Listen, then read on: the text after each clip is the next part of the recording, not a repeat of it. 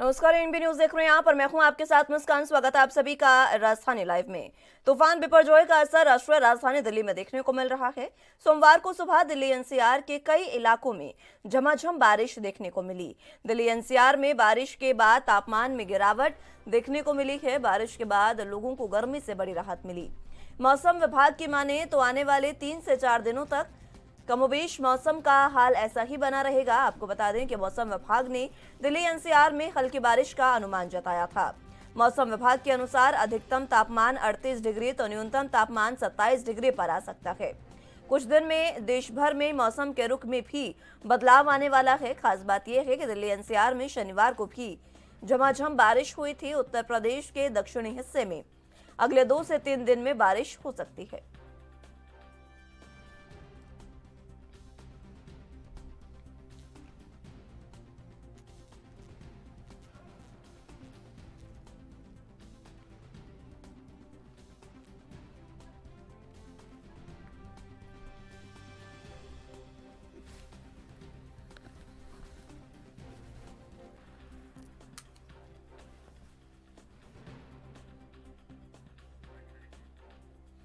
तो आपको बता दें कि दिल्ली में बिपरजॉय का असर राष्ट्रीय राजधानी दिल्ली में भी अब देखने को मिल रहा है। सोमवार की सुबह दिल्ली एनसीआर में कई इलाकों में तेज बारिश देखने को मिली। दिल्ली एनसीआर में बारिश के बाद तापमान में गिरावट भी देखने को मिली है। मौसम सुहावना हो गया है और लोगों को गर्मी से भी राहत मिली है। बारिश के बाद लोगों ने राहत की सांस ली। मौसम विभाग की अगर माने तो अगले 3 से 4 दिनों तक मौसम इसी प्रकार का बना रहने की आसार जो हैं वो बताए गए हैं। आपको बता दें कि मौसम विभाग ने दिल्ली एनसीआर में हल्की बारिश का अनुमान जताया था। इससे पहले शनिवार को भी कुछ इसी प्रकार से तेज बारिश हुई थी, जिससे मौसम सुहावना हो गया था। अगर मौसम विभाग की बात करें तो अधिकतम तापमान 38 डिग्री तो न्यूनतम तापमान 27 डिग्री पर आ सकता है। ये मौसम विभाग ने चेतावनी दी है।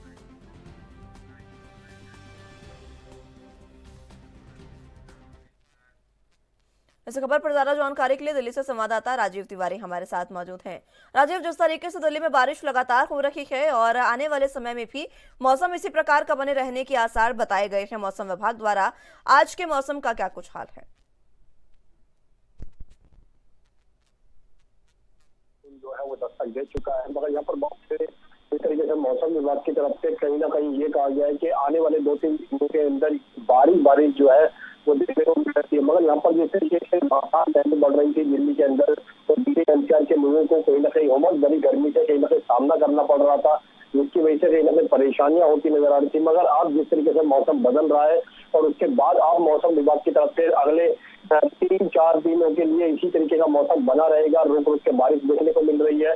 शनिवार से ही इस तरीके का मौसम बना हुआ है कि लोगों को गर्मी से राहत मिलती नजर आ रही है। मगर यहाँ पर बात करें कुछ परेशानियां भी सामने खड़ी होती नजर आ रही है, क्योंकि जैसे जैसे बारिश होती नजर आ रही है और ट्रैफिक जैम की भी स्थिति बनती हुई नजर आ रही है और कुछ लोगों के अंदर पानी वाटर लॉकिंग की जो समस्या है वो भी देखने को मिल रही है। मगर जिस तरीके से मौसम के अंदर नमी देखने को मिली है तो उससे कहीं ना कहीं लोगों को गर्मी से जरूर राहत मिलती नजर आ रही है। जी, लोगों को गर्मी से राहत मिल रही है। दिल्ली में मौसम जो है वो कुछ इसी प्रकार का बने रहने के आसार हैं। लोगों को राहत जरूर मिल रही है, लेकिन अगर ज्यादा बारिश हुई तो परेशानियां भी लोगों के लिए खड़ी हो सकती है। ऐसे में प्रशासन की क्या कुछ तैयारियां? देखिए यहाँ पर बिल्कुल सही कहा आपने। एक चीज स्पष्ट है कि जिस तरीके से जब भी मानसून आता है तो मानसून से पहले ही कहीं ना कहीं निगम की तरफ से या फिर कहे अधिकारियों की तरफ से ये कि तमाम जो इंतजाम है वो कर लिए गए हैं। वाटर लॉकिंग की समस्या नहीं होगी, अंडरपास के अंदर भी वाटर लॉकिंग की समस्या नहीं होगी। मगर जब जब बारिश आती है तो कहीं ना कहीं अंडरपास जो है वाटर लॉकिंग की वजह से कहीं ना कहीं स्विमिंग पूल बनते हुए नजर आते हैं, वाटर का परेशान ट्रैफिक जाम की स्थिति देखने को मिलती है।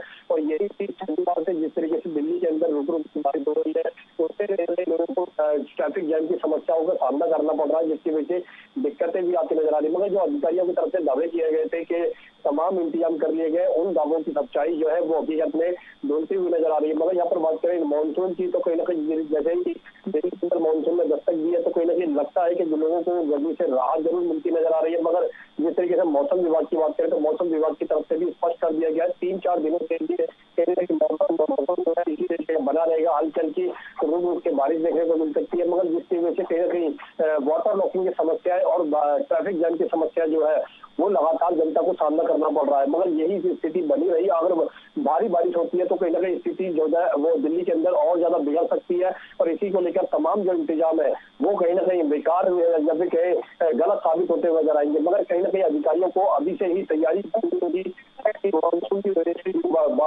वाटर लॉकिंग की समस्या देखने को मिलती है, जो नालियों की निकासी है वो देखने को नहीं मिलती है, जिसकी वजह से वाटर लॉकिंग की समस्या बनती है और सड़कों की जाम की जो स्थिति बनती है उसको लेकर कहीं ना कहीं अधिकारियों को अभी से ही तैयारी करनी होगी, ताकि वाटर लॉकिंग समस्या से कई लोगों को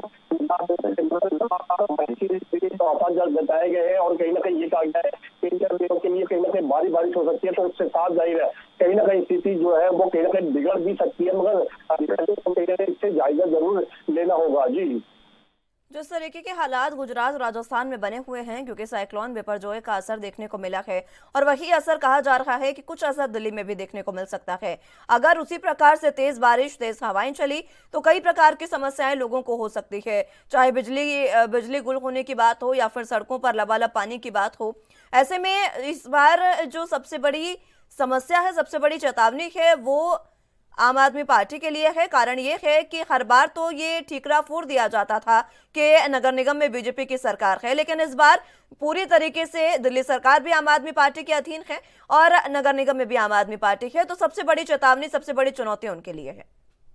देखिए, बिल्कुल सही कहा आपने। यहाँ पर एक चीज स्पष्ट है, जिस तरीके निगम के अंदर जब आम आदमी पार्टी नहीं थी तो कहीं ना कहीं इसका ठिकाना जो है वो कहीं ना कहीं भाजपा के ऊपर छोड़ा जाता था कि 15 साल तक भाजपा निगम के अंदर है, वाटर लॉकिंग की समस्या क्यों देखने को मिल रही है, सड़कों के अंदर जो पानी की निकासी है वो क्यों नहीं है, क्योंकि पहले पीडब्ल्यूडी और एमसीडी की तरफ से लड़ाई की जाती थी। यहाँ तक कि ये कहा जाता था कि एमसीडी की तरफ से हमने अपनी तरफ से पूरी सफाई कर ली की है, पूरी इंतजाम कर रखे हैं, पीडब्ल्यूडी की तरफ से हमने अपनी पूरी तरफ से निकासी की गई है, यहाँ तक कि जो कूड़ा है वो निकाल दिया गया है, तो कई मैट्रिक टन जो है कूड़ा निकाला गया है। मगर यहाँ पर जिस तरीके से अब आम आदमी पार्टी की जो सरकार है वो निगम के अंदर भी बन चुकी है और जो मेयर है वो आम आदमी पार्टी के है, और उन्हीं को लिए कहीं ना कहीं अब चुनौती का सामना करना होगा।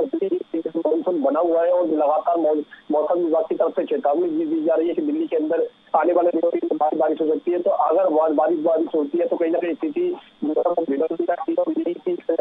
आम आदमी पार्टी के अधिकारियों को देखना होगा। मगर यहाँ पर जिस तरीके से तमाम इंतजामों की बात की जा रही है, वाटर लॉकिंग की समस्या नहीं होगी और जब तक कि अंडरपास की समस्या नहीं होगी, ट्रैफिक जाम की समस्या नहीं होगी, उसके लिए कहीं ना कहीं आम आदमी पार्टी की जो कितनी तैयारियां है वो जरूर देखने को मिलेगी। मगर यहाँ पर जिस तरीके से मानसून बिल्कुल आ रहा है, कल भी लगातार कहीं ना कहीं बाद लगातार बारिश देखने को मिली, उसकी वजह से कहीं ना कहीं लोगों को ट्रैफिक जाम की समस्या देखने को मिली, अंदर कई जगह पर पानी भरने की समस्या भी देखने को मिली। अगर उन पानी की भरने की जो समस्या है वो निगम के अंदर यानी कि आम आदमी पार्टी जो है वो किस तरीके से दूर करेगी और आगे की रणनीति किस तरीके की रहेगी, ये तो आने वाला समय ही बताएगा। मगर कहीं ना कहीं आम आदमी पार्टी के लिए अब जो पहले ठिकाना फोड़ा जाता था, अब कहीं ना कहीं उनके लिए भी कहीं ना कहीं चुनौती बनती हुई नजर आ रहा है। जी राजीव, जिस तरीके से आम जनता को कह सकते हैं कि परेशानियों का सामना अगर करना पड़ा, तो ये कहा जा रहा है आम आदमी पार्टी के द्वारा, सरकार के द्वारा, प्रशासन के द्वारा कि हमने तैयारियां पूरी कर ली हैं। लेकिन अगर तैयारियों का जायजा लिया जाए तो क्या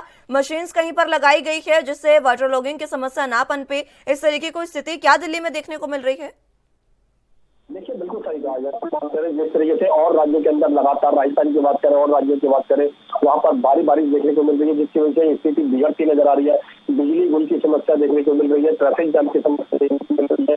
दिल्ली के अंदर अगर मानसून इसी तरीके का बना रहा और भारी बारिश हो सकती है, तो जिसकी वजह से कहीं ना कहीं दिक्कतें जरूर आती है। आम आदमी पार्टी की बात करें तो आम आदमी पार्टी की तरफ से भी कहीं ना कहीं लाख दावे किए जा रहे हैं कि जिस तरीके से पहले निगम के अंदर भाजपा करती थी कि कर लिए गए, तमाम सुविधाएं गए वो मुहैया करा ली गई है।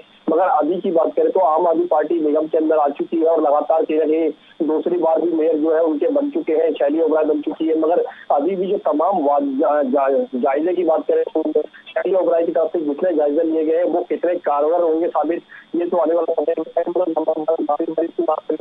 बारिश होती है तो स्थिति बिगड़ सकती है। मगर अभी तक आम आदमी पार्टी की तरफ से जो दावे किए जा रहे हैं उसकी सच्चाई जो है वो बारिश के अंदर ही घुलती नजर आती है, क्योंकि जिस तरीके से लगातार बारिश हो रही है और लोगों को उसके बारिश हो रही है, उसकी वजह से कहीं ना कहीं ट्रैफिक जाम की बात करें, रोडों पर पानी भरने की बात करें, जहाँ तक कि रोडों के अंदर जो गड्ढे बन जाते हैं पानी की वजह से, भी बात है आम आदमी पार्टी के हाथ में है, दिल्ली सरकार के हाथ में है, मगर तमाम जो वादे हैं वो कहीं ना कहीं सिर्फ कागजों के अंदर देखने को मिलती है। आम जनता जो है वो कहीं ना कहीं सिर्फ इस कागजों के अंदर ही जो घोषणाएं होती है उनको सुनकर ही कहीं ना कहीं अपने आप को सोचते हैं कि वो उनके लिए बड़े बड़े काम किए गए हैं, मगर जब बारिश आती है तो कहीं ना कहीं यही काम जो है सिर्फ कागजों के अंदर चिपक के रह जाते हैं, धरातल पर सिर्फ जीरो नजर आता है। लोगों को परेशानियां सामना करना पड़ता है, ट्रैफिक जाम की हुई या फिर अंडरपास के अंदर पानी भरने की समस्याएं हुई या फिर ट्रैफिक जाम की वजह से कहीं ना कहीं लोगों को भारी काम का सामना करना पड़ता है। उसकी बात करें, तमाम जो वादे हैं वो कहीं ना कहीं सिर्फ कागजों के अंदर ही चिमटते नजर आते हैं। जी ठीक है राजू, बहुत शुक्रिया आपका हमारे साथ जुड़ने के लिए और तमाम अहम जानकारी हम तक पहुंचाने के लिए।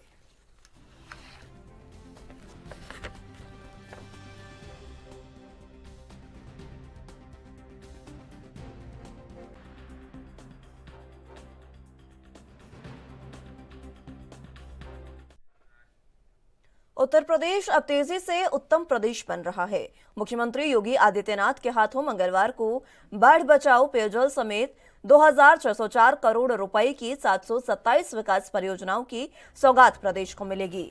इस अवसर पर जिले में हेल्थ इंफ्रास्ट्रक्चर को मजबूत करने के लिए सीएम योगी 7 सामुदायिक स्वास्थ्य केंद्रों पर हेल्थ एटीएम का भी लोकार्पण करेंगे। शिलान्यास लोकार्पण का ये कार्यक्रम 4 बजे से रामगढ़ताल क्षेत्र स्थित महंत दिग्विजयनाथ पार्क में जनसभा के साथ होगा।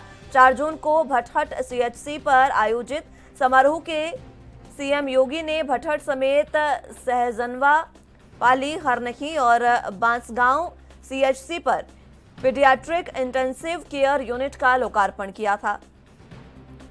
इससे पहले 6 मार्च को उन्होंने जंगल, कौडिया और खुठन सीएचसी को पीकू की सौगात दी थी।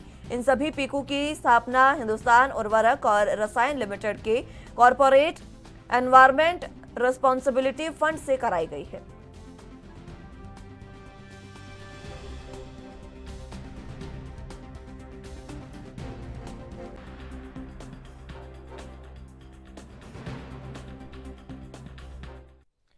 इस खबर पर ज्यादा जानकारी के लिए गोरखपुर से संवाददाता प्रवीण त्रिपाठी हमारे साथ मौजूद हैं। प्रवीण, जिस तरीके से हेल्थ एटीएम का उद्घाटन किया जाएगा, लोकार्पण किया जाएगा सीएम के द्वारा, क्या कुछ अहम जानकारी? मीनाक्षी, मैं आपको बता दूं कि सीएम योगी का 4 दिवसीय दौरा गोरखपुर दौरा है और वो आज करीब दोपहर के बाद गोरखपुर पहुंचेंगे। और मैं आपको बता दूं कि महंत दिग्विजयनाथ पार्क में जाएंगे, जहां पर वो 2604 करोड़ के विकास कार्यों की सौगात देंगे। वहीं पर आज रात्रि में वो गोरखनाथ मंदिर में विश्राम करेंगे और बात अगर 21 जून की कर ली जाए तो 21 जून की सुबह में वो जनता दरबार भी लगा सकते हैं। ये वही जनता दरबार है जहां पर सैकड़ों की संख्या में लोग अपनी फरियाद को लेकर आते हैं और सीएम योगी लोगों की फरियाद को सुनते हैं और अधिकारियों की उपस्थिति के बाद अधिकारियों की उपस्थिति में वो तुरंत फरियादियों की फरियाद सुनकर के त्वरित कार्रवाई के लिए आदेशित करते हैं। बात अगर 22 जून की कर ली जाए तो निश्चित रूप से उस दिन भी जनता दरबार लगाने की उम्मीद जताई जा रही है। वहीं पर चंपा देवी पार्क में भी सीएम योगी जाएंगे और सामूहिक विवाह कार्यक्रम में शामिल होंगे। बात अगर आज के एटीएम के उद्घाटन की कर ली जाए तो निश्चित रूप से आज स्वास्थ्य एटीएम के उद्घाटन स्वास्थ्य एटीएम का उद्घाटन भी करेंगे और आज जो है वो 2604 करोड़ के विकास कार्यों की सौगात भी देंगे। जी, ये जो विकास कार्यों की सौगात है, 727 विकास परियोजनाएं हैं जो इनके सौगात आज प्रदेश को दी जाएगी। क्या परियोजनाएं इसमें शामिल है एटीएम के अलावा? जी देखिए, मैं आपको बता दूं कि इसमें तरह की परियोजनाएं हैं, जैसे मोहद्दीपुर से लेकर के कूड़ा घाट तक काफी जाम की समस्याएं होती रहती हैं। लगातार लोगों को जाम का सामना करना पड़ता है। तो ऐसे में जो है 4 लेन का जो शिलान्यास है उसको भी इसमें शामिल किया गया है और ओवरब्रिज को भी शामिल किया गया है। तमाम नहरें हैं, नाले हैं, तमाम प्रकार की ऐसी समस्याएं हैं जिससे लोग लगातार जूझ रहे हैं, जिसकी समस्याओं को ध्यान में रखते हुए सीएम योगी आज इन सारी चीजों को, विकास कार्यों को शिलान्यास करने के लिए आज उपस्थित होंगे। जी, कब तक अब वो पहुंचेंगे यहाँ पर प्रवीण? देखिए, बात अगर सीएम योगी के पहुंचने की कर ली जाए तो आज वो गोरखपुर में दोपहर के बाद आज पहुंचने की उम्मीद जताई जा रही है और ये कार्यक्रम जो है वो शाम को 4 बजे के करीब महंत दिग्विजयनाथ पार्क में रखा गया है। स्वास्थ्य पर सबसे ज्यादा फोकस है सीएम का, ये कहा जा सकता है, और यही कारण है कि आज हेल्थ एटीएम का लोकार्पण किया जा रहा है। जिस तरीके से योजनाएं प्रदेश को दी जा रही है, जनता इन परियोजनाओं को किस तरीके से देख रही है? देखिए, बात जनता की अगर कर ली जाए तो निश्चित रूप से जब से उत्तर प्रदेश के मुख्यमंत्री योगी आदित्यनाथ सीएम पद का कार्यभार संभाले हैं, तब से तो जनता उनको सराह ही रही है। लेकिन यहाँ पर जब से वो महंत की गद्दी पर बैठे हैं, तब से उनको सांसद भी लगातार चुन रही थी। तो ऐसे में साफ तौर पर ये कहा जा रहा है कि उनके कार्यों की बखान जनता आज से नहीं, जब से वो सांसद रहा करते थे तब से करती है। यहाँ पर लोगों के प्रति उनकी आस्था इसलिए भी सबसे ज्यादा है क्योंकि वो मुख्यमंत्री और सांसद होने के साथ, विधायक होने के साथ साथ यहाँ पर गोरक्षनाथ मंदिर के मठाधीश भी हैं। और ऐसे में जहां तक वो लोग आज भी, भले ही वो प्रदेश के मुख्यमंत्री हैं, लेकिन आज भी जो उनके कार्यकर्ता हैं, जो उनके पदाधिकारी हैं, यदि उनके सुख दुख में कोई भी कार्य ऐसा होता है तो वो निश्चित रूप से खुद स्वयं चल करके जाते हैं। जहां तक बात विकास कार्यों की कर ली जाए तो सिर्फ चिकित्सा क्षेत्र ही नहीं, गोरखपुर ही नहीं बल्कि प्रदेश के किसी भी हिस्से में आप ये देख सकते हैं कि साफ तौर पर लगातार विकास कार्य हो रहे हैं। जैसे अगर 4 लेन की बात कर ली जाए, चिकित्सा क्षेत्र की बात कर ली जाए, पढ़ाई की बात कर ली जाए, गोरखपुर में अगर चिकित्सा क्षेत्र की बात कर ली जाए तो यहाँ पर बड़े बड़े जो भी बीमारियां हुआ करती थी उसके वायरल टेस्ट के लिए अभी तक इसके पहले, यानी कि सीएम योगी के पदभार संभालने से पहले उसको मेट्रोपॉलिटन सिटी भेजा जाता था, दिल्ली, बंबई इत्यादि जगहों पे भेजा जाता था। लोगों को बीमारी का पता 2 दिन 4 दिन के बाद लगता था, लेकिन आज बीआईडी में वायरोलॉजी लैब का फॉर्मेशन इसीलिए किया गया है ताकि लोगों को ये पता चल सके। आज गोरखपुर में इमीडिएट बड़ी बड़ी बीमारियों का भी पता चल सकता है। तो निश्चित रूप से चिकित्सा के क्षेत्र में जिस तरीके से क्रांति सीएम योगी ने लाया है, वास्तव में ये एक स्वप्न के समान है। तो जाहिर सी बात है जनता तो खुश होना ही होना है जी। और तमाम अहम जानकारी हम तक पहुंचाने के लिए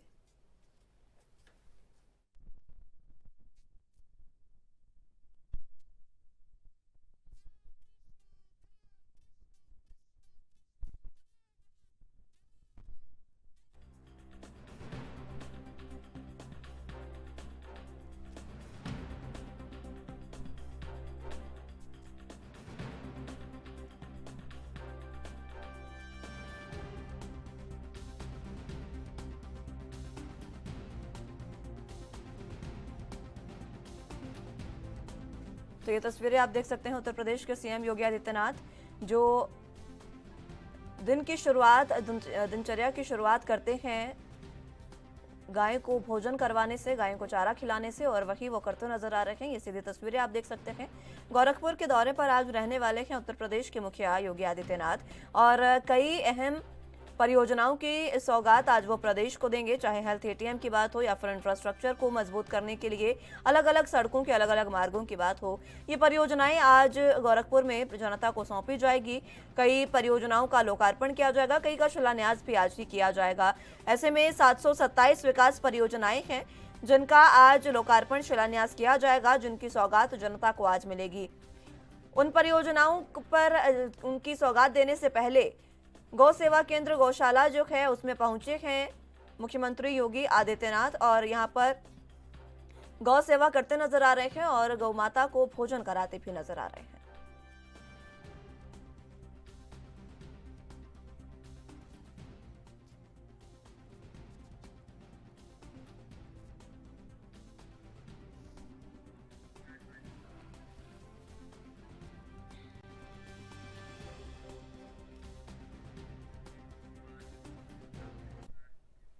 छत्तीसगढ़ के मुख्यमंत्री भूपेश बघेल 20 जून को निर्धारित कार्यक्रम के अनुसार मुख्यमंत्री निवास से 11:50 पर प्रस्थान कर दोपहर 12 बजे गायत्री नगर रायपुर स्थित जगन्नाथ मंदिर पहुंचेंगे। वहां वो श्री जगन्नाथ रथ यात्रा महोत्सव 2023 के कार्यक्रम में शामिल होंगे। कार्यक्रम के बाद मुख्यमंत्री दोपहर 1:10 पर मुख्यमंत्री निवास लौट आएंगे। मुख्यमंत्री बघेल दोपहर 2 बजे मुख्यमंत्री निवास कार्यालय में वीडियो कॉन्फ्रेंसिंग के द्वारा गोधन न्याय योजना के अंतर्गत हितग्राहियों को राशि का वितरण भी करेंगे।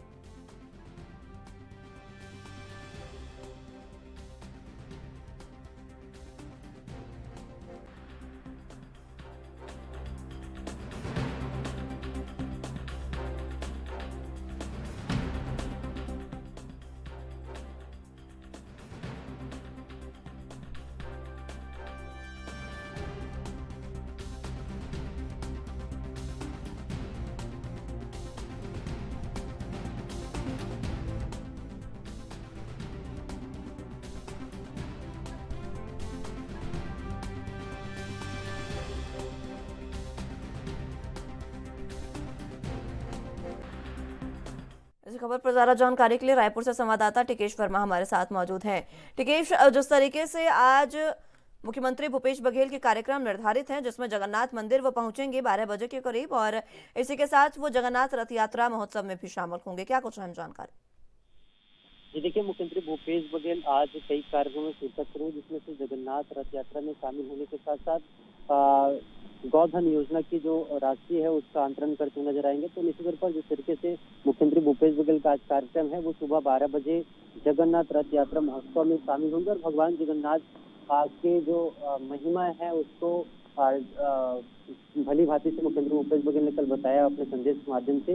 दूसरी ओर बात करें तो कल आज जगन्नाथ मंदिर पहुंचेंगे और भगवान जगन्नाथ का आशीर्वाद लेने के लिए पहुंचेंगे। इसका परिवार पहुंच सकते मुख्यमंत्री भूपेश बघेल।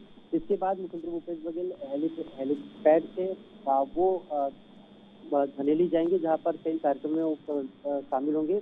इसके साथ ही साथ मुख्यमंत्री भूपेश बघेल करीबन 2 बजे गौधन न्याय योजना की राशि अंतरण करेंगे।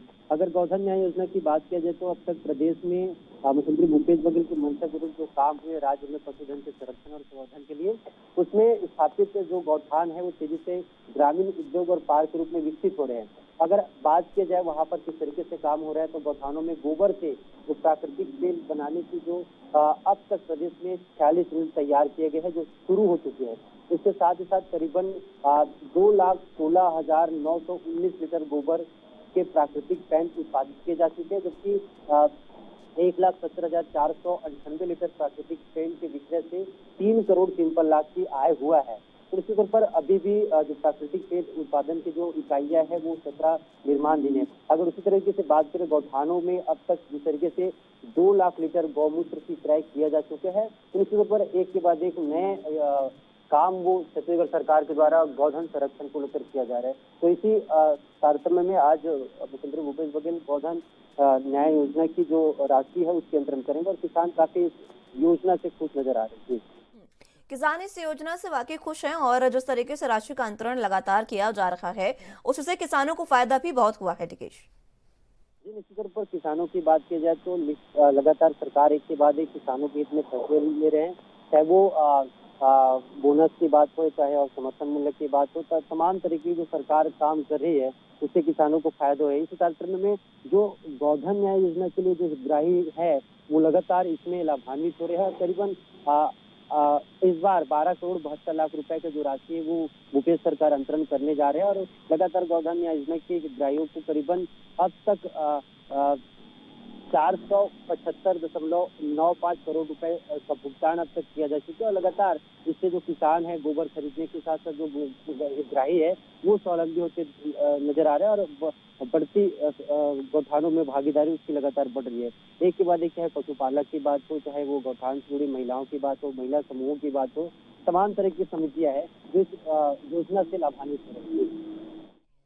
इसी के साथ जगन्नाथ रथ यात्रा महोत्सव में भी शामिल होंगे। इसमें किस तरीके के कार्यक्रम जो है वो रहने वाले, क्योंकि भगवान जगन्नाथ की रथ यात्रा लगभग शुरू हो चुकी है और 12 बजे के करीब सीएम इसमें शामिल होंगे।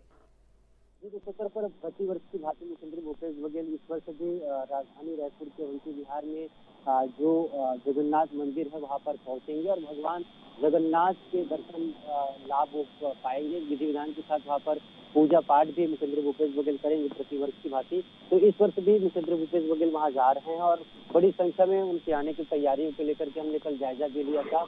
तो वहां पर जो ट्रस्ट के लोग हैं और वहां के जो मंदिर के जो पुजारी उनके साथ पर बात हुआ था कि पूरी तरीके से यहाँ पर हर वर्ष की भांति इस वर्ष भी तमाम तरीके के जो पूजा पाठ है और रथ यात्रा है वो निकाली जाएगी और बड़ी धूमधाम से राजधानी रायपुर में रथ यात्रा निकाली जाती है। तो मुख्यमंत्री भूपेश बघेल इस रथ यात्रा को रवाना करने में या फिर प्रस्थान करने में, शुभारंभ करने में मुख्यमंत्री भूपेश बघेल नजर आएंगे। जी, कुछ खास इस बार रहने वाला है इस जगन्नाथ यात्रा में? देखिए, निश्चित तौर पर इस बार गर्मी है तो गर्मी को देखते हुए आम तरीके की जो व्यवस्था है वो दुरुस्त किए जा चुके हैं।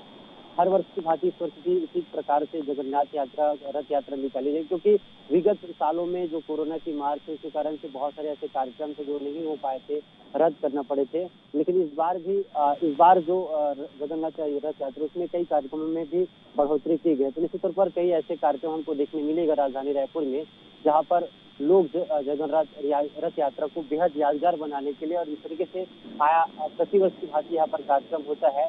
इसको देखते हुए कई ऐसे अनूठे कार्यक्रम है, चाहे वो अखाड़े की बात हो, तमाम तरीके की बात हो, तो वो इस कार्यक्रम में देखने मिलेगी। ठीक है टिकेश, बहुत शुक्रिया आपका हमारे साथ जुड़ने के लिए और तमाम अहम जानकारी हम तक पहुंचाने के लिए।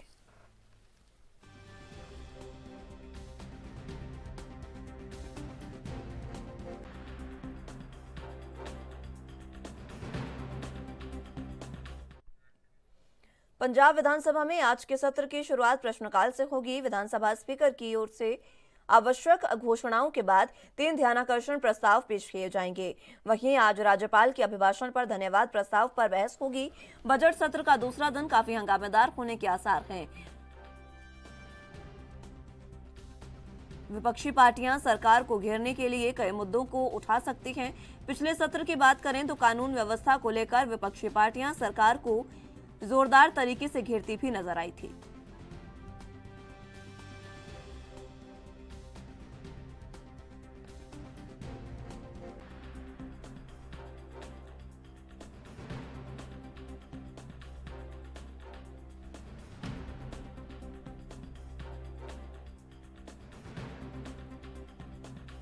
तो आपको बता दें कि विशेष सत्र की आज दूसरा दिन है और दूसरे दिन की शुरुआत सुबह 11 बजे होगी। पंजाब विधानसभा का दूसरा दिन आज है और इस सत्र में कई अहम ध्यानाकर्षण प्रस्ताव लाए जा सकते हैं। 3 ध्यानाकर्षण प्रस्ताव लाए जाएंगे और कल जिस तरीके से राज्यपाल ने अभिभाषण दिया उस पर भी आज चर्चा होगी। आपको बता दें कि विशेष सत्र पंजाब की सरकार द्वारा ये बुलाया गया है पंजाब विधानसभा का और उसी को लेकर आज उसका दूसरा दिन है जिसमें 3 ध्यानाकर्षण प्रस्ताव जो हैं वो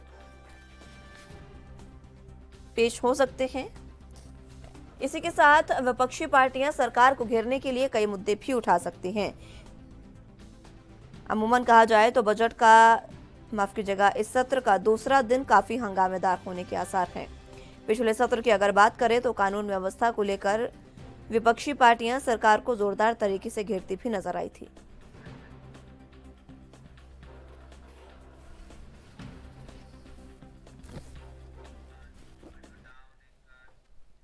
पंजाब विजिलेंस ब्यूरो ने गुरदासपुर जिले के पावर स्टेशन अलीवाल में तैनात PSPCL के जूनियर इंजीनियर कृपा सिंह को 10,000 रुपए रिश्वत लेने के आरोप में गिरफ्तार किया है। इस संबंधी जानकारी देते हुए विजिलेंस ब्यूरो के प्रवक्ता ने बताया कि जेई को गुरदासपुर जिले के गांव ढंडियाल से निवासी सुखजीत सिंह की शिकायत पर गिरफ्तार किया गया है। उन्होंने बताया कि शिकायतकर्ता ने विजिलेंस ब्यूरो के थाना अमृतसर रेंज में शिकायत दर्ज करवाई थी कि जेई कृपा सिंह ने नया ट्रांसफार्मर लगाने के एवज में उससे 20,000 रुपए रिश्वत मांगी है। प्रवक्ता ने बताया कि शिकायत की प्राथमिकी जांच के उपरांत विजिलेंस ब्यूरो अमृतसर रेंज के थाना की टीम ने जाल बिछाकर उक्त जेई को 2 सरकारी गवाहों की हाजिरी में शिकायतकर्ता से पहली किश्त के तौर पर 10,000 रुपए रिश्वत लेते हुए रंगे हाथों काबू किया है। इस संबंधी जेई के खिलाफ विजिलेंस थाना अमृतसर रेंज में भ्रष्टाचार रोकथाम कानून के अंतर्गत केस दर्ज कर लिया गया है और इस मामले की आगे जांच जारी है।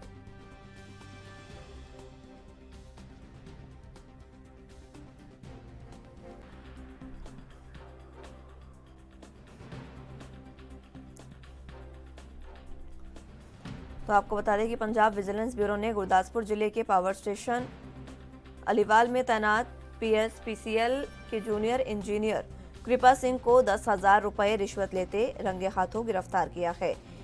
इस बारे में जानकारी देते हुए विजिलेंस ब्यूरो के प्रवक्ता ने ये बताया कि जेई को गिरफ्तार कर लिया गया है और जिसे गिरफ्तार किया गया है वो गुरदासपुर जिले के गांव दडियाला के निवासी सुखजीत सिंह की शिकायत पर गिरफ्तार हुआ है। उन्होंने बताया कि शिकायतकर्ता ने विजिलेंस ब्यूरो के थाना अमृतसर रेंज में शिकायत दर्ज करवाई थी कि जेई कृपा सिंह ने नया ट्रांसफार्मर लगाने के एवज में उससे 20,000 रुपए की रिश्वत मांगी है और पहली किश्त देने जब शिकायतकर्ता वहां पहुंचा 10,000 रुपए रिश्वत लेते हुए उसके बाद जेई को रंगे हाथों गिरफ्तार किया।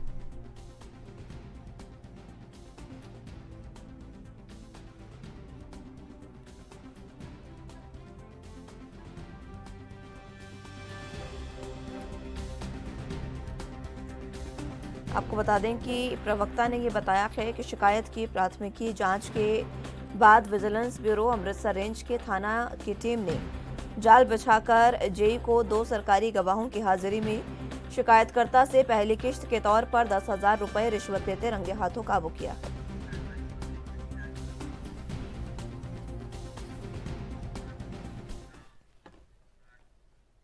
इस खबर पर ज्यादा जानकारी के लिए संवाददाता अमित सेठी हमारे साथ मौजूद हैं।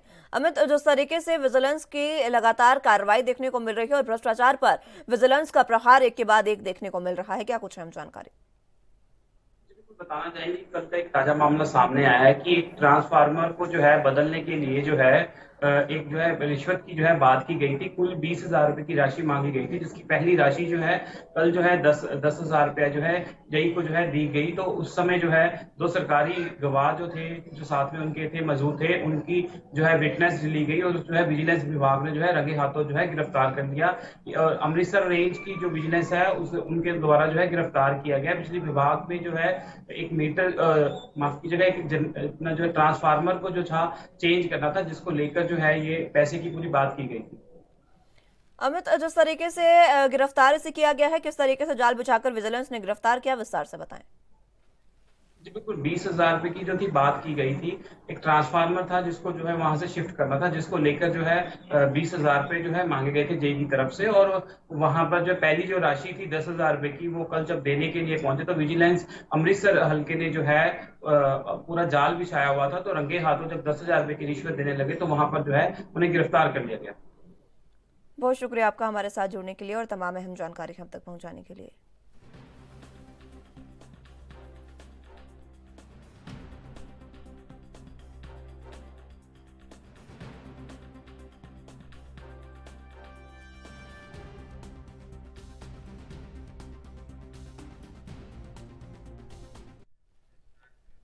हिमाचल प्रदेश के उप मुख्यमंत्री मुकेश अग्निहोत्री ने हिमाचल पथ परिवहन निगम के नवगठित निदेशक मंडल की पहली बैठक में यह कहा कि पथ परिवहन निगम की प्रदेश में अपनी एक साख है, हम इस साख को और मजबूत करेंगे।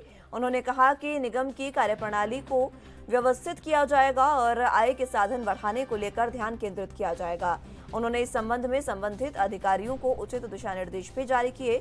उन्होंने कहा कि बस खरीद समेत अन्य प्रकार की खरीद में पारदर्शिता सुनिश्चित की जाएगी। निगम में भ्रष्टाचार को किसी भी सूरत में सहन नहीं किया जाएगा। उप मुख्यमंत्री होटल पीटर हॉफ में निदेशक मंडल की 153वीं बैठक की अध्यक्षता कर रहे थे। इस मौके पर उन्होंने कहा कि समय के साथ निगम की विभिन्न देनदारियों को निपटाया जाएगा। इसके लिए परिवहन निगम प्रतिबद्धता के साथ कार्य करेगा। उन्होंने कहा कि वर्तमान प्रदेश सरकार द्वारा हिमाचल पथ परिवहन निगम के बेड़े में 556 नई बसों को शामिल करने के लिए प्रतिबद्ध है। इसमें से 196 बसों को सरकार द्वारा हरी झंडी देकर निगम के बेड़े में शामिल कर लिया गया है।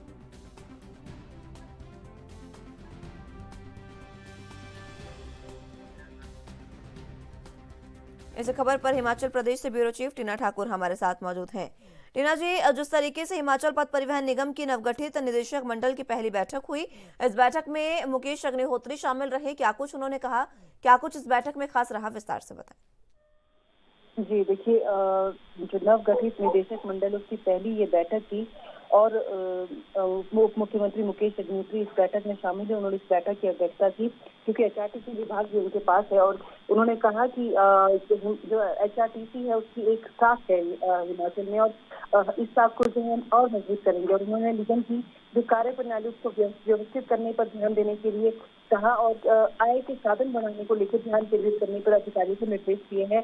और साथ ही उन्होंने ये भी कहा है कि जो इलेक्ट्रिक बसेज है वर्तमान प्रदेश का जो हिमाचल निगम का बेड़ा है उसमें 556 नई बसों को शामिल कर किया जाएगा और इसमें से 196 बसें जो है सरकार द्वारा हरी झंडी देकर निगम के बेड़े में उनको शामिल कर दिया गया है। शेष 360 बसें बचती हैं, उनको जल्द ही जो है निगम के बेड़े में शामिल कर दिया जाएगा और इन बसों में इलेक्ट्रिक व डीजल बसें शामिल है। उन्होंने कहा कि प्रदेश सरकार जो है वो प्रदेशवासियों को जो बेहतर परिवहन सेवाएं वो देने के लिए प्रतिबद्ध है क्योंकि एचआरटीसी को हिमाचल की भाग्य रेखाओं के नाम से भी जाना जाता है क्योंकि जहाँ पे कोई साधन नहीं होता आने जाने का आवागमन का, वहाँ पे जो एचआरटीसी की बसें जाती है दुर्गम क्षेत्रों में काफी जो है सुविधाएं देती हैं। तो इस कड़ी में उन्होंने 20 नई इलेक्ट्रिक बसों को भी आज जिससे कल है जो हरी झंडी देकर रवाना किया। और इसमें से जो 15 बसें हैं वो धर्मशाला के जो बस है वहां पे वो भेजी जाएंगी। और उन्होंने कहा कि 110 जो इलेक्ट्रिक बसें हैं वो सड़कों पर आम लोगों की सेवा में तैनात करने को लेकर वो जो जल्द है उनको 110 जो बसें हैं उनको जल्द ही उतारा जाएगा सड़कों पर। और उन्होंने ये भी कहा है कि 225 जो नई अन्य जो इलेक्ट्रिक बसें हैं वो भी जल्द जो है सरकार अपने बेड़े में शामिल करने जा रही है। और इसका जो प्रोटोटाइप है वो तैयार कर दिया गया है। और ये जो बसें हैं ये हिमाचल की जो भौगोलिक परिस्थितियां उनको ध्यान में रखकर बनाई गई हैं। तो इससे आने वाले दिनों में जो पर्यावरण है उसका भी संरक्षण होगा और जो लोग हैं उनको भी बेहतर सुविधाएं मिल पाएंगी। जी, ये जो नई बसें बेड़े में शामिल की जाएंगी टीना जी, इनमें क्या खासियत है, किस तरीके, क्योंकि खुद मुकेश अग्निहोत्री ने कहा कि नई तकनीक से इनको बनाया गया है, क्या खास इन बसों में रहेगा? जी देखिए, ये जो नई बसें हैं इनमें ये इलेक्ट्रिक बसें हैं और ये काफी जो है एक शांत वातावरण भी इससे शांत रहता है क्योंकि ये शोर नहीं करती है। दूसरा, सीसीटीवी कैमराज इनमें लगे हैं। सिक्योरिटी के पॉइंट ऑफ व्यू से इनमें हर तरह की जो है आधुनिक जो तकनीकें हैं वो इस्तेमाल की गई है। तो जो सड़क पर एक्सीडेंट्स हैं ये जो नई बसें हैं इनसे काफी कम उसकी गुंजाइश रहेगी क्योंकि ये पहले ही जो है ड्राइवर को सचेत कर देंगी कि इस तरह का जो सड़कों की स्थिति है उसके ऊपर ये पूरा वो जो बार का जो निर्देश है वो ड्राइवर को देंगी। सारी जो चीजें हैं सड़कों की जो स्थिति है पूरी की पूरी ड्राइवर को जो है अपनी स्क्रीन पर दिखाई देगी। तो ऐसे में जो एक्सीडेंट की गुंजाइश है क्योंकि हिमाचल पहाड़ी राज्य है और ऐसे में किसी भी मोड़ पे जो है हादसा कभी हो जाता है। तो ऐसे में ये जो बसें हैं ये कहा जा रहा है कि ये हादसों को जो है वो रोकेंगी। उसको व्यवस्थित ढंग से जो बसें हैं उनको चलाने में सहायता मिलेगी और जो सवारियों की सुरक्षा है वो तमाम इंतजाम इसमें रहने वाले हैं क्योंकि इसमें सीसीटीवी कैमरा लगा है। तो ऐसे में छेड़खानी से जिस तरह से या चोरी के आरोप जैसे बसें में लगते हैं उससे भी काफी हद तक जो है सवारियों को निजात मिलेगी। तो ये काफी जो फुल प्रूफ के साथ जो है बसें वो नई उतारी गई हैं और काफी इनमें जो नई तकनीक है उसका इस्तेमाल ये किया गया है। जी ठीक है टीना जी, बहुत शुक्रिया आपका हमारे साथ जुड़ने के लिए और तमाम अहम जानकारी हम तक पहुंचाने के लिए।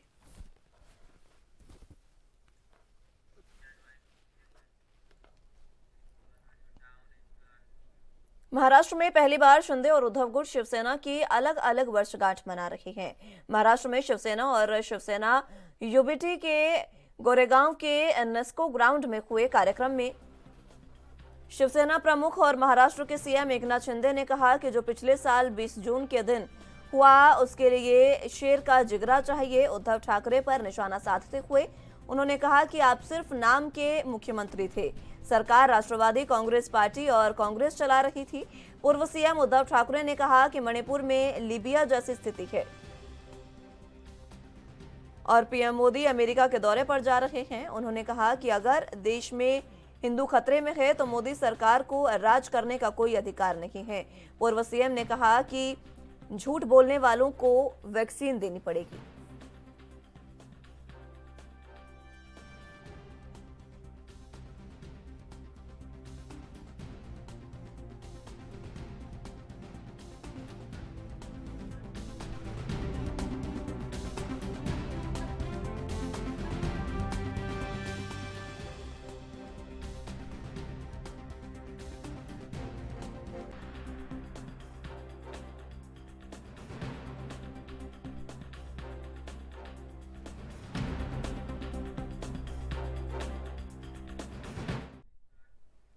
इस खबर पर ज्यादा जानकारी के लिए मुंबई से संवाददाता सत्यप्रकाश सोनी हमारे साथ मौजूद हैं।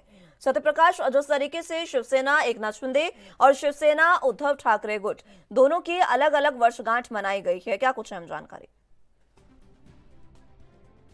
बिल्कुल, देखिए पहला मौका था जो महाराष्ट्र में जो है एक पार्टी को दो लोगों ने स्थापना दिवस के तौर पे मनाया। एकनाथ शिंदे गुट का अलग स्थापना दिवस जो नेस्को गोरेगांव में मनाया गया, जबकि उद्धव गुट का जो है मुंबई के शिवाजी पास जो है एक हॉल में मनाया गया। तो बड़े असमंजस की बात है कि किस तरह से जो सैनिक जो है आधे इधर आधे उधर बाकी किसके पास जाए, इस तरह की स्थिति देखी गई। खास बात है कि एकनाथ शिंदे गुट की तरफ से जमकर बयानबाजी की गई और बयानबाजी पूरे मुंबई में की गई।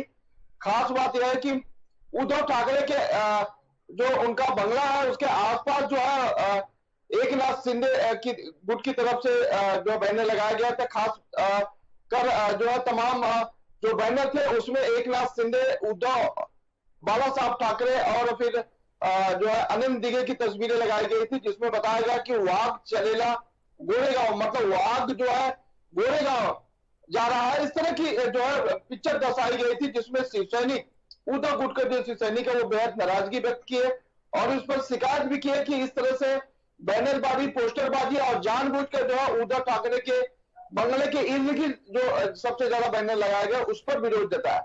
जी सत्य प्रकाश, इसको लेकर एकनाथ शिंदे और उद्धव ठाकरे ने अपने अपने कार्यक्रम में भाषण भी दिया। दोनों के भाषण में क्या कुछ खास रहा?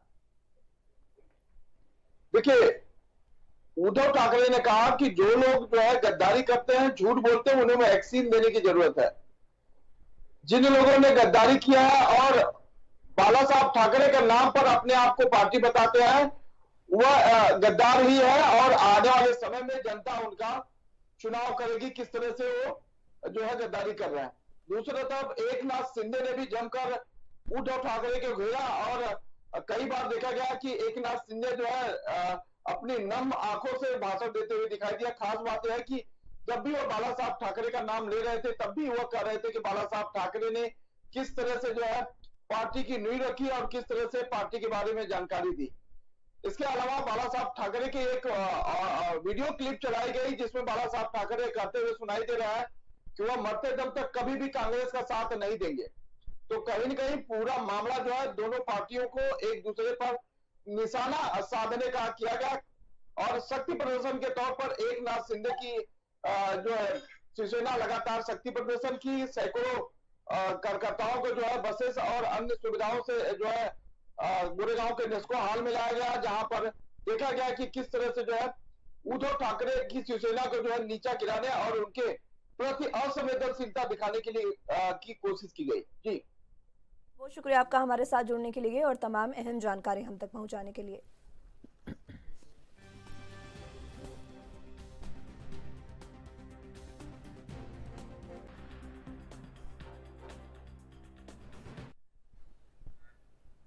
वार्षिक अमरनाथ यात्रा को लेकर मंदिरों के शहर जम्मू में सुरक्षा के कड़े इंतजाम कर दिए गए हैं। अमरनाथ यात्रियों के लिए जम्मू में बने भगवती नगर आधार शिविर में सुरक्षा बलों ने मोर्चा संभाल लिया है। जमीन पर जम्मू कश्मीर पुलिस की सिक्योरिटी विंग के जवान मेटल डिटेक्टर की तलाशी अभियान चला रहे हैं, तो जम्मू पुलिस के स्पेशल ऑपरेशन ग्रुप के जवान ड्रोन से आधार शिविर की सुरक्षा को सुनिश्चित करेंगे। इस शहर में इस बार 30 के करीब स्थानों पर अमरनाथ यात्रियों को ठहराया जाएगा। इन स्थलों और शहर की अतिरिक्त सुरक्षा के लिए 5000 से अधिक पुलिस और अर्धसैनिक बलों को तैनात किया जाएगा। इसके अलावा कुंजवानी से लेकर भगवती नगर तक यात्रियों को सुरक्षित रखने के लिए सुरक्षा बलों ने सड़क किनारे विशेष बंकर बनाने भी शुरू कर दिए हैं, ताकि यात्रा के काफिले को पूरी नजर रख सकें और अगर कोई इसका नुकसान पहुंचाने का प्रयास करे तो उसके मंसूबे नाकाम किए जाएं। इस खबर पर ज्यादा जानकारी के लिए जम्मू कश्मीर से संवाददाता रविंद्र श्रीवास्तव हमारे साथ मौजूद हैं। रविंद्र, अमरनाथ यात्रा में किसी भी प्रकार की कोई अड़चन ना हो, इसको लेकर सुरक्षा बलों ने भी मोर्चा संभाल लिया है, क्या कुछ अहम जानकारी? बिल्कुल, देखिए जिस प्रकार से पहली जुलाई से बाबा बर्फानी की यात्रा शुरू होने जा रही है, उसको लेकर सुरक्षा व्यवस्था को चाक चौबंद किया जा रहा है, क्योंकि ऐसे इनपुट्स मिल रहे हैं कि आतंकी इस यात्रा को निशाना बना सकते हैं, क्योंकि G20 में जिस प्रकार से आतंकी अपनी कोशिश करने में लगे हुए थे, लेकिन कहीं ना कहीं कड़ी सुरक्षा के चलते उनके मंसूबों पर पानी फिर गया और जिसके चलते वो काफी ज्यादा बौखलाए हुए हैं। और ऐसे इनपुट्स मिल रहे हैं कि इस बार अमरनाथ यात्रा को निशाना बनाया जा सकता है। इसको लेकर सरकार की तरफ से और सुरक्षा एजेंसियों की तरफ से पूरे पुख्ता इंतजाम किए गए हैं।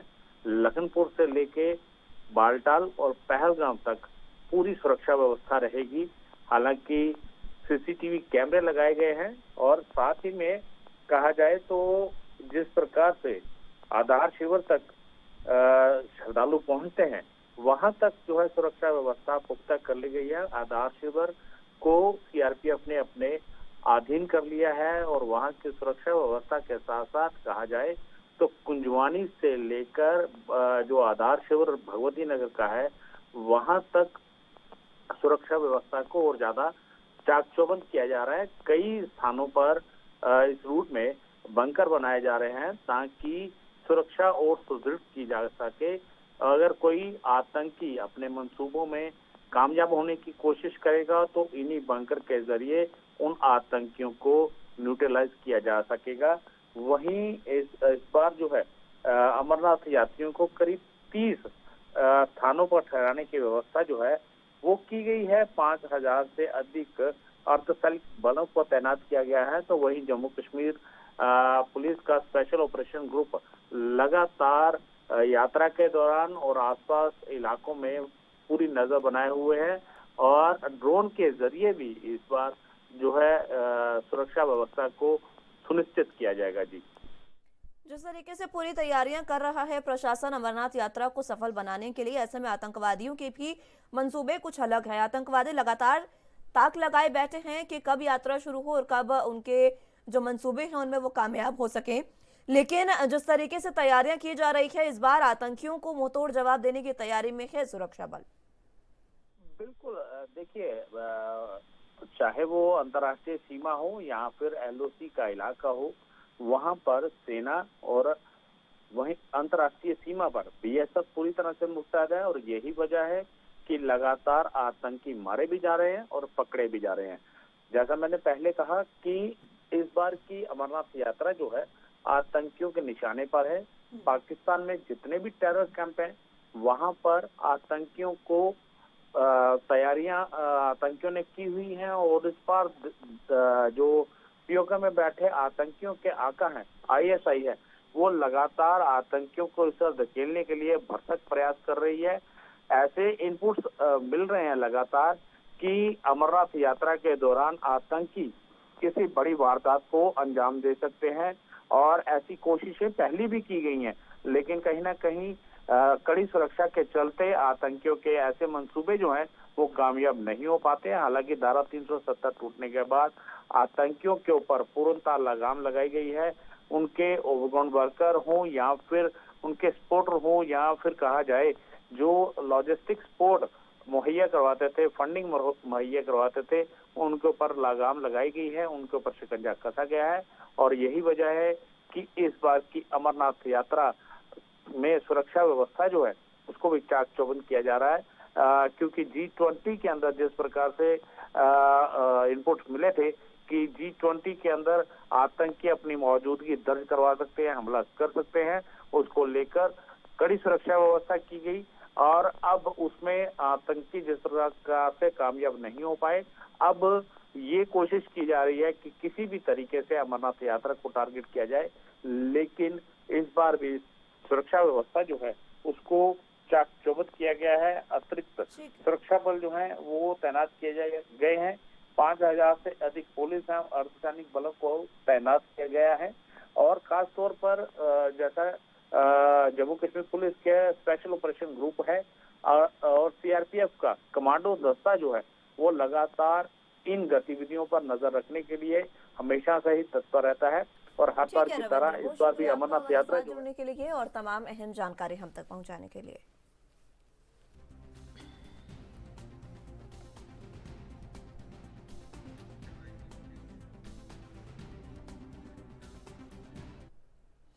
पंजाब के मुख्यमंत्री भगवंत मान ने अप्रैल में CM योगशाला अभियान की शुरुआत की थी। इसके तहत शहरवासियों को योग और ध्यान की सुविधाएं दी जा रही हैं।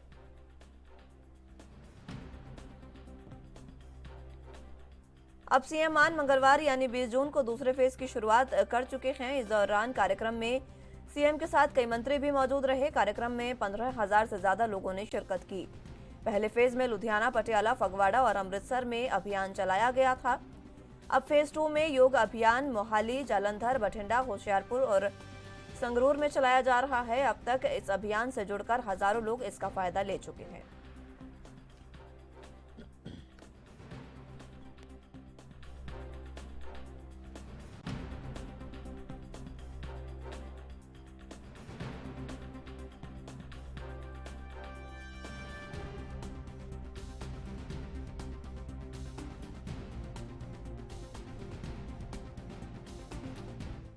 संवाददाता विजय वोहरा हमारे साथ मौजूद हैं।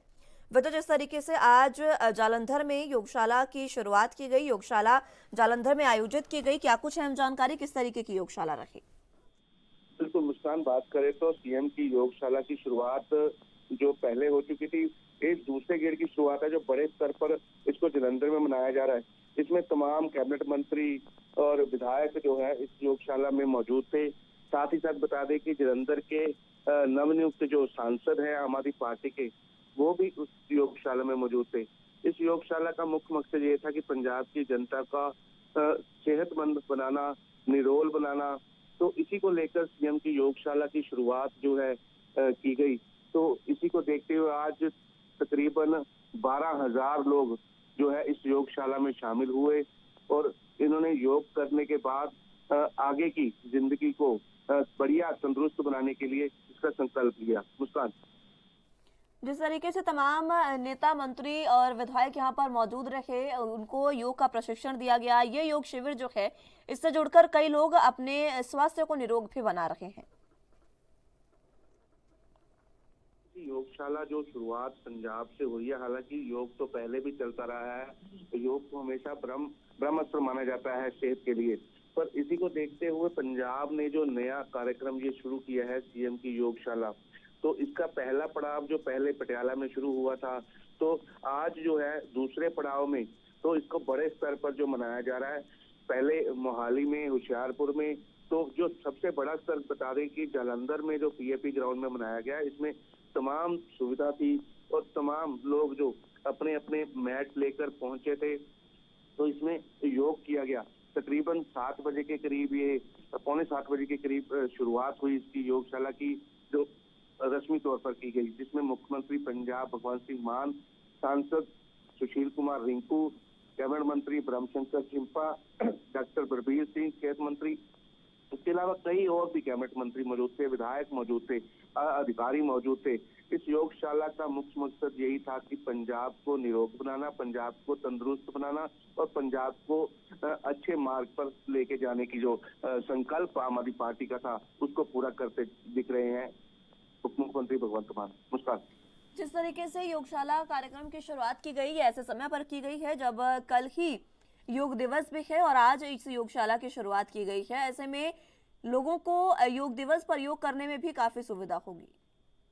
बिल्कुल मुस्कान, योग के लिए तो वैसे भी लोग जो है आजकल सेहत के लिए बहुत कुछ करते दिख रहे हैं, तो ये सबसे बढ़िया तरीका है जो योग करने का है। सुबह उठो, अपना योग करो, पर इसके साथ साथ ही जब लोग इसके साथ एकजुट होते हैं और सरकारें इसमें साथ दें, तो नेचुरली है भी सेहत के लिए बहुत बड़ा राज जो है योगशाला बन सकती है।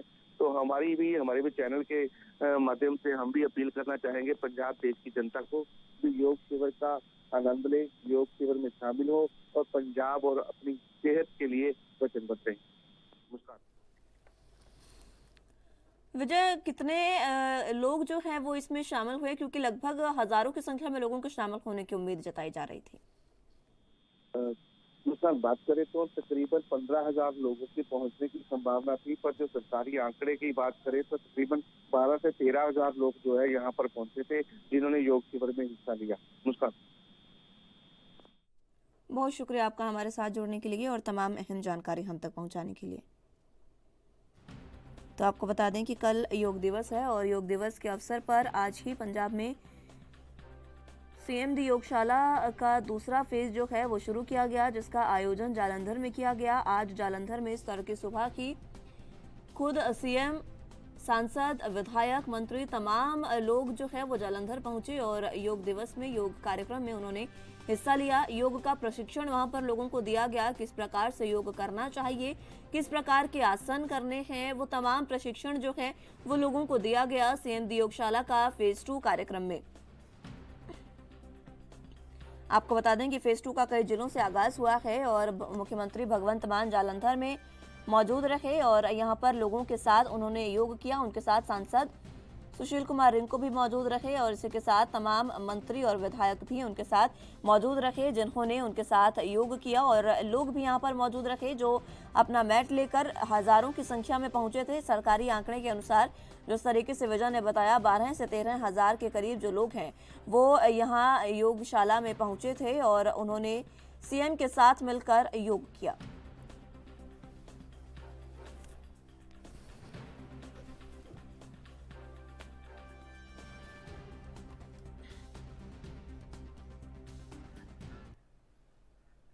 फिलहाल के लिए राजधानी लाइव में मेरे साथ बस इतना ही। तमाम अहम खबरों के लिए आप देखते रहिए ANB न्यूज।